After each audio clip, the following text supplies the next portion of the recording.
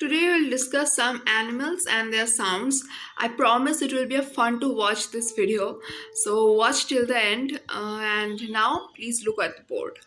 देखो इस साइड में क्या है, इस साइड में एनिमल्स के नाम है और इस साइड में क्या है, उनके साउंड्स है। ओके, तो पहले देखो एप्स। एप्स मतलब क्या है, मतलब गोरिल्ला टाइप, ऐसे जो एप्स होते हैं, जो आदिम जीव होता है, उसको हम लोग एप्स बोलते हैं। तो उसका साउंड क्या है, जिबर्ड। ओके, बर्ड्स का साउंड क्या है, सिंग और चिर्प। ओके, तो बर्ड्स आर चिर्पिंग, हम लोग बोलते हैं ना, तो बर्ड्स का साउंड को चिर्प बोलते हैं। Then dogs bark, we all know that, right.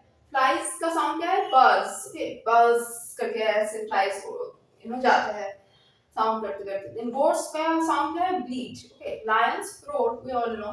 Snake क्या है, हिस, राइट।